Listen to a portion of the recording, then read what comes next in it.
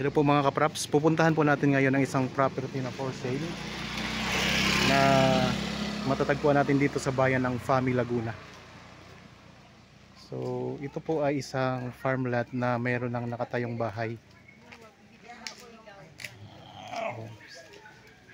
Bali, itong right of way na to mga kapraps ay kasama na po sa title. Ito yung kagandahan nito. So ito yung barangay road. At ito po yung right of way papasok doon sa property na i-offer ko sa inyo. So actually kasama na po ito sa title ng property mga kapraps. Okay, tara na. So malawak po ito, nasa 4 meters ang lapad nito. Pasok na pasok po dito ang inyong sasakyan. At ito na po ang property mga kapraps. Itong bakod na to, paakyat, kasama na po yan sa property mga kapraps. Yan, itong bakod na to. Yan pong boundary ng property. Bali, ang kabuuang sukat nito ay more or less 7,000 square meters at napakaraming tanim sa loob. Meron itong maliit na pavilion mga kapraps. At ito, pwede nyo pong ipasok ang inyong sasakyan sa loob ng property. Dito pa lang, ang dami ng mga tanim dito mga kapraps. Oh. Yan.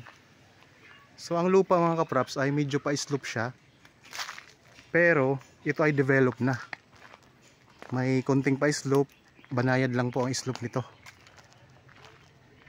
So kagaya niyan mga kapraps, pwede nyo ipasok ang inyong sasakyan dito. Tara. Tayo po yung mag-iikot.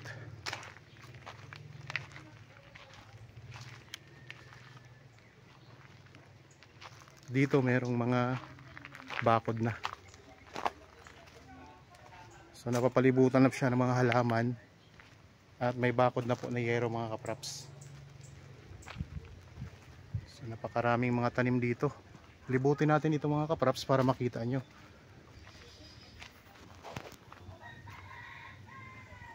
May mga gandang halaman.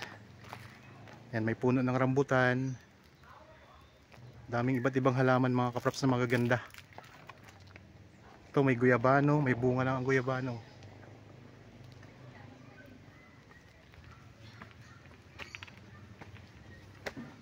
Akyat tayo. Ito naman yung bahay ng caretaker mga kapraps.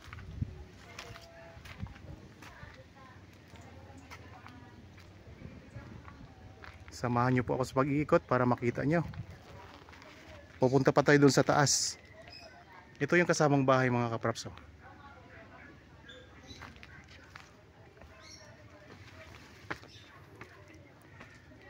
Ganda. Tapos dito, pwede kayong tumambay dito. Yan, may space dito na napakaganda mga kapraps. Puno na siya ng tanim na carabao grass. Tapos mayroon na kayong mga lamesa dito mga kapraps at mga upuan. Mayroon na itong linya ng kuryente at tubig. Ang internet dito ay malakas din po ang signal kaya walang problema sa internet. Nagaganda ang halaman mga kapraps dito. May pine tree.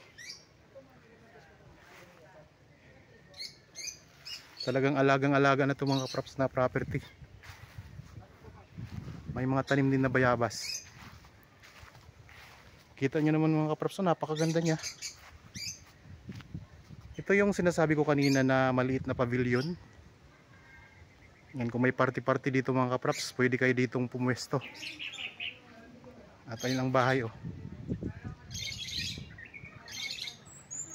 Ganda mga kapraps ano.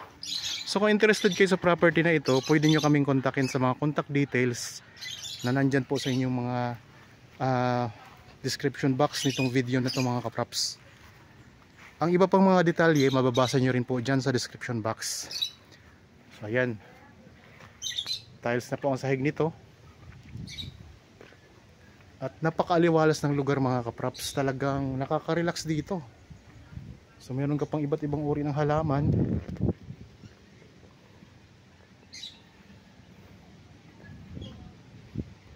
So ano siya, pasok na pasok yung sasakyan dito sa mga kaprap sa loob.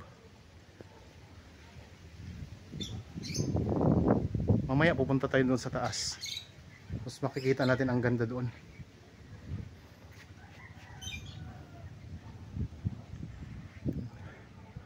Mayroong tanim na berry mga kaprops, oh. Ito. Yan. Berry po yan.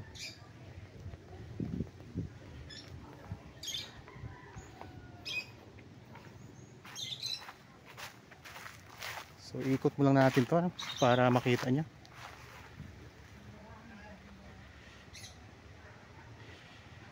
So ganda ng spot dito. Tapos dito tayo, tingnan natin yung gilid ng bahay. Yan, may magandang halaman dito mga kapraps. Ayan, oh. Ang ganda ng bahay, bagong gawa pa lamang po. So dito mo tayo sa taas.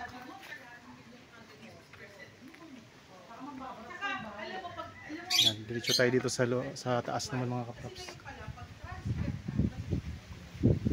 May mga kalamansi, mga bayabas. Ito, ang gandang halaman ito.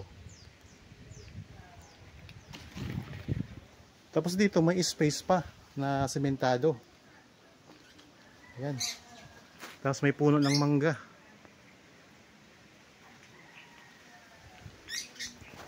Kung gusto niyo naman po malaman ang presyo, nandyan lang po sa description box at sa title nitong video.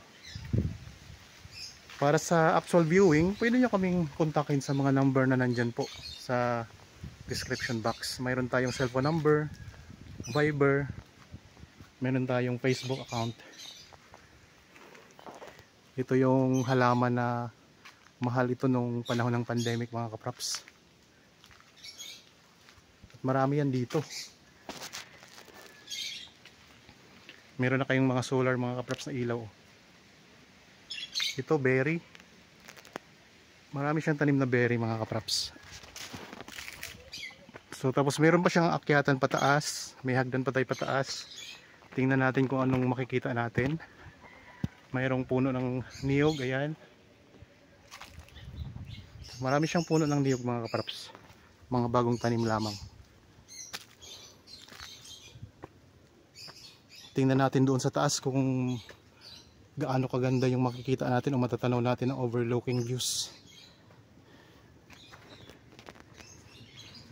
Yan, may mga tanim na mga niyog dito na maliliit pa. Ayan o, puro maliliit pa rin mga kapraps. Tapos may puno ng lukban. Yan.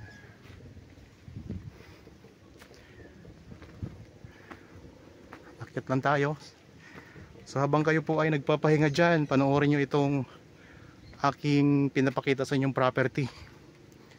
Dito po ito sa Fami Laguna.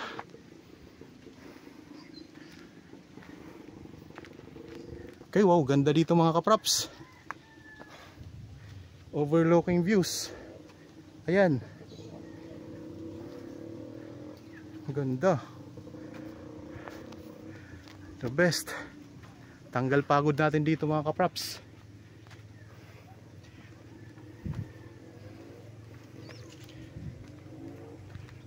Kung gusto nyo magtayo pa dito ng rest house, pwede dito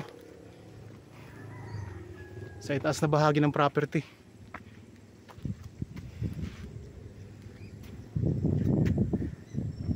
Yan, galing tayo doon sa baba kanina. Saka ang ganda na ng hagdanan mga kapraps. Di mo na kailangang i-develop yan kasi develop na siya.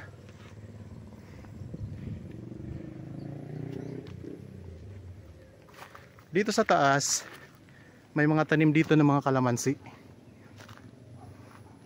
At malinis din ang lupa dito. Medyo patag po siya dito mga kapraps. Kaya tulad ng nabanggit ko kanina, pwede kayo ditong maglagay ng rest house pa kung gusto nyo maglagay pa ng bahay dito. Pero may bahay na po ito na sakop, nakita nyo naman kanina. Nahinga lang ako.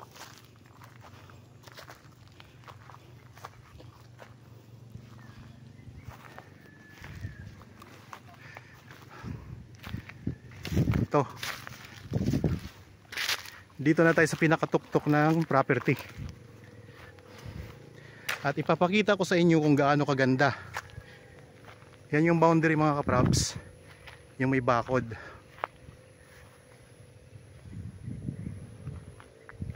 Tapos ito yung views. Talagang ang ganda mga kaprops, oh. Yan. Grabe, ang ganda. Develop na yung lupa mga kaprops. Kung gusto nyo pang mas i-develop pa, pwedeng pwede naman. Pero ang ganda na talaga dito. Ayan, oh. Tanaw pati natin dito ang Laguna de Bay. At yan, mga mountain views mga kaprops. Amazing.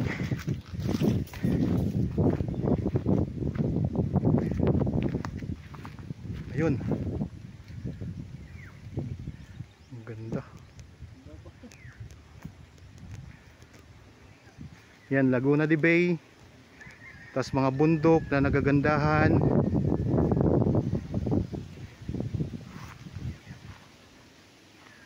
Tapos yung boundary nito,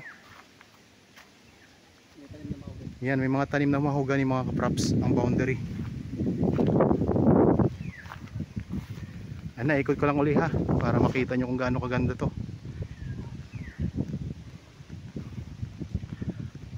Yan, mapapawaw ka talaga dito kapag nandito kayo. Grabe, ang ganda. So kung gusto nyo makita to ng personal, yan, magpa-schedule kayo sa amin ng viewing mga kaprops, actual viewing, para talagang maniwala kayo sa aking sinasabi na napakaganda dito.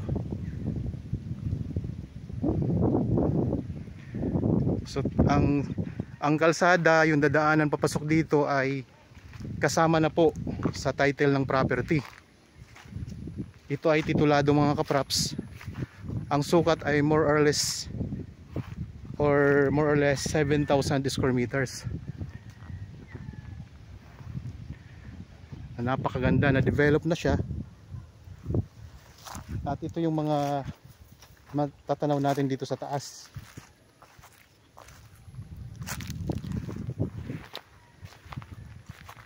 Yan ang mga boundary niya, yung mga may bakod na yan, at may mga tanim na mahogany.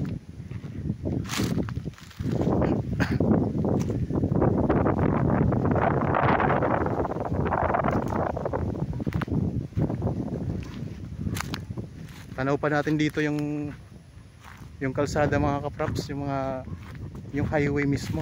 Tanaw natin dito mula dito sa property. So, medyo malayo nga lang po. Ang distansya pala nito sa National Highway ay nasa 17 to 18 minutes drive o travel time. So malapit lang din po yan. Tapos matatanaw pa natin ditong ilog. Yan, may matatanaw tayong ilog mga kaprops, oh. Ayan. Yan, ilog po yan. Ayan, ilog po yan mga kaprops. Yan.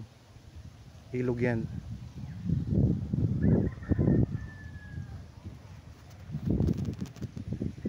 Ito yung pinaka-highlight ng property. Yung view dito. Kaya kung naghahanap kayo ng property na may mga overlooking views, the best ito para sa inyo mga kaprops. Banayad ang pagiging slope nya, at meron ka ng hagdanan pataas na talagang maganda na. Wala ka nang ayusin sa hagdanan. Grabe, ang ganda.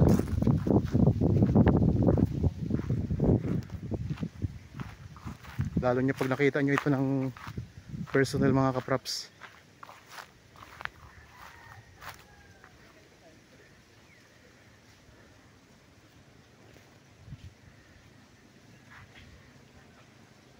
So mamaya titingnan natin yung loob ng bahay para ipakita ko rin sa inyo.